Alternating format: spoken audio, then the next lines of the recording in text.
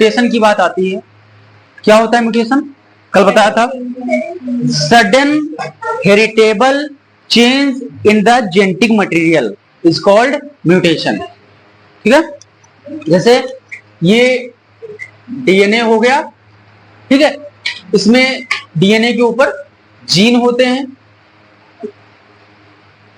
ठीक है, और किसी जीन में कोई सडन चेंज हो गया, ठीक है, उसी को ही क्या कहते हैं? म्यूटेशन। और इसके बारे में बताया था, जो म्यूटेशन होता है वो यूजफुल भी हो सकता है और हार्मफुल भी हो सकता है। ठीक है, कैंसर जैसी जो बीमारियां होती हैं वो म्यूटेशन की वजह से ओरिजिनेट होती हैं। ठीक है, तो ये कैसा म्यूटेशन हो गया? हार्मफुल म्यूटेशन हो गया। ठीक है,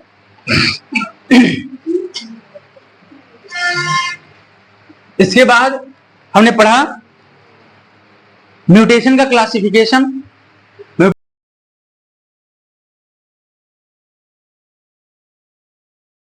तो इस तरह से म्यूटेशन को हमने डिवाइड कर दिया दो पार्ट में, क्रोमोसोमल एब्रेशन और पॉइंट म्यूटेशन या जीन म्यूटेशन। ठीक है, और क्रोमोसोमल एब्रेशन के बारे में क्या बताया? क्रोमोसोम की स्ट्रक्चर या क्रोमोसोम के नंबर में कोई चेंज हो जाए तो उसको कहा जाता है क्रोमोसोमल एब्रेशन। ठीक है, क्रोमोसोम के स्ट्रक्चर में अगर चेंज होगा तो उसको क्या बोलेंगे? Structural aberration. और क्रोमोसोम के नंबर में चेंज होगा तब इसको क्या कहेंगे? Numerical aberration. ठीक है, तो सबसे पहले हमको पढ़ना है स्ट्रक्चरल एब्रेशन। स्ट्रक्चरल एब्रेशन में चार आते हैं। पहला डिलीशन, दूसरा डुप्लीकेशन, तीसरा ट्रांसलोकेशन और चौथा इन्वर्जन। तो पहले हम यहां पर पढ़ते हैं डिलीशन। डिलीशन का सिंपल मतलब है डिलीट होना। डिलीशन का सिंपली मतलब क्या है? डिलीट होना। ये क्रोमोसोम हो गया, ठीक है, ये सेंट्रोमियर है। अब इसके ऊपर जीन दिखा देते हैं। ठीक है, जैसे ये जीन है ए, यहां पर बी, यहां पर सी, यहां पर डी और यहां पर ई। ये क्या हो गए? जीन हो गए। बात समझ में आई? अब इसमें हम क्या करते हैं? इस क्रोमोसोम का इतना पार्ट मतलब इतना पार्ट जो है क्रोमोसोम का डिलीट कर देंगे। ठीक है, इतना सेगमेंट जो है क्रोमोसोम का क्या करेंगे? डिलीट कर देंगे। ठीक है, तो ये बनेगा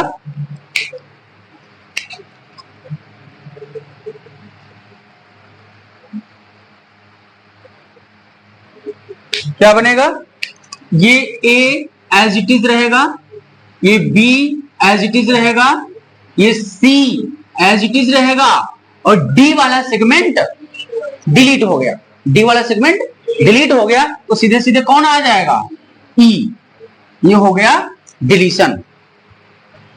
अगला आ गया डुप्लीकेशन।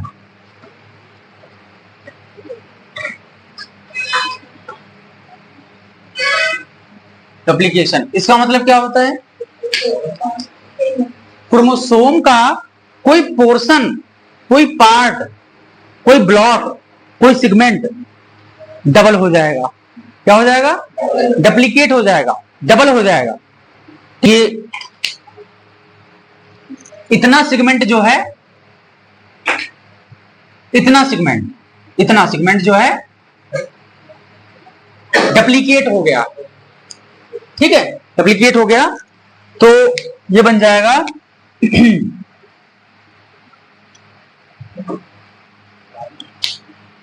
ये हो गया ए, ये बी पहले से था और ये डुप्लीकेट हो गया तो एक बार बी और कर दिया।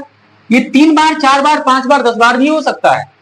ठीक है, बाकी इधर एज इट इज रहा सी, डी और ये ई। को समझ में आया? ये सेगमेंट डुप्लीकेट हो गया। डी जो है यहां पर हमने 2 बार दिखाया है, ये हो जाएगा इन्वर्जन। इन्वर्जन का मतलब क्या होता है? 180 डिग्री पर पलट जाना। बात समझ में? कोई ये जो क्रोमोसोम है इसका कोई भी पर्टिकुलर सेगमेंट जो है 180 डिग्री पर रोटेट कर जाएगा, ठीक है, उसी को कहा जाएगा इन्वर्जन। अच्छा, ये 2 टाइप का होता है, ठीक है। इन्वर्जन जो है 2 टाइप का होता है, ध्यान देंगे, इसी को लेकर हम समझते हैं। एक होता है पेरीसेंट्रिक और एक होता है पैरासेंट्रिक। पेरीसेंट्रिक और पैरासेंट्रिक, इसका मतलब क्या है? अगर रोटेशन की प्रोसेस में ये सेंट्रोमियर भी बीच में आ रहा है तब हो जाएगा पेरीसेंट्रिक, ठीक है।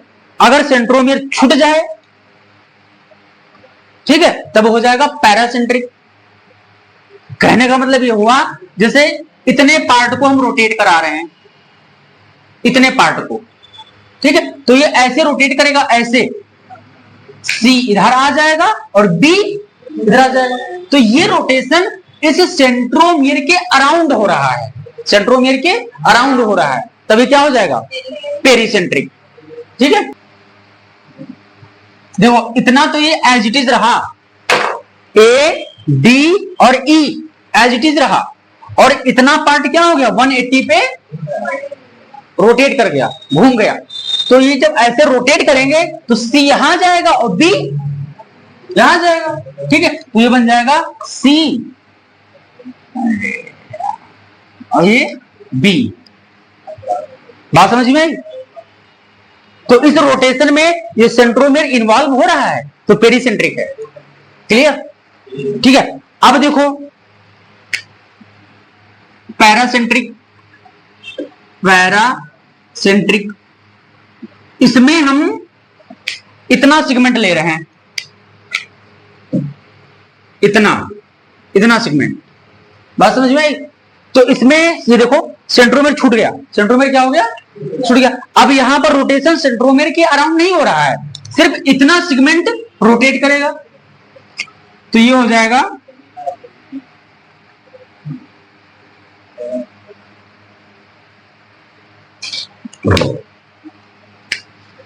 ये ए और बी अपनी जगह पर ही रहे, डी भी अपनी जगह पर ही रहा, ठीक है, और इतना सेगमेंट रोटेट कर गया तो डी इधर आ जाएगा और सी इधर आ जाएगा, ये हो जाएगा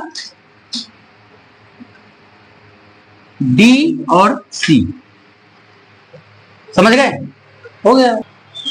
ट्रांसलोकेशन का मतलब क्या होता है? लोकेशन का चेंज होना।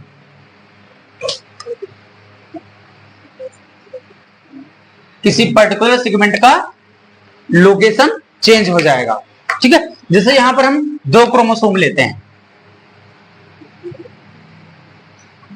ये 2 क्रोमोसोम हो गए और ये नॉन होमोलोगस हैं। क्या है? नॉन होमोलोगस का मतलब क्या है? अलग अलग पेयर के हैं। नॉन होमोलोगस का मतलब क्या है? अलग अलग पेयर के हैं। तो इसमें A B C D E था और इसमें कुछ और ले लेते हैं,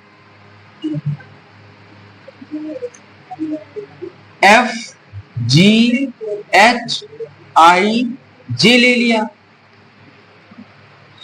बात समझ में? ठीक है। अब क्या करेंगे? इसमें ट्रांसलोकेशन होगा, ट्रांसलोकेशन होगा तब इसमें क्या होगा? इसका कुछ सेगमेंट इसमें आ जाएगा और इसका कुछ सेगमेंट इसमें आ जाएगा। दोनों के बीच में किसी पर्टिकुलर सेगमेंट का एक्सचेंज हो जाता है, ठीक है। तो यहां पर हम मान लेते हैं ये सेगमेंट लिया, ये वाला, और इधर इसमें ये वाला, और दोनों के बीच में क्या कर दिया? एक्सचेंज, अदला बदली कर दी, ठीक है। इस सेगमेंट और इस सेगमेंट में क्या कर दिया? एक्सचेंज कर दिया, अदला बदली कर दी। तो ये बनेगा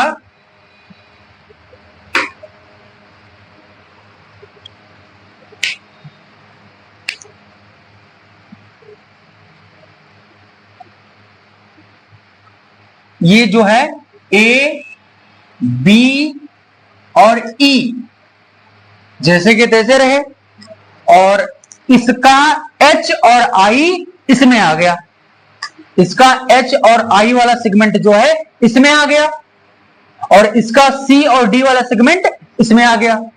ठीक है, तो ये हो जाएगा एच आई। ठीक है, फिर दूसरा वाला भी बना लेते हैं।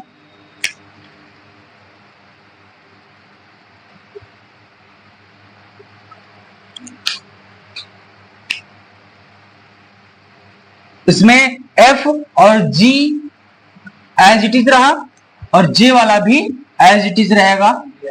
ठीक है, बस ये H और I वाला यहां आ गया, तो C और D वाला यहां आ जाएगा। समझ गए? हो गया ट्रांसलोकेशन।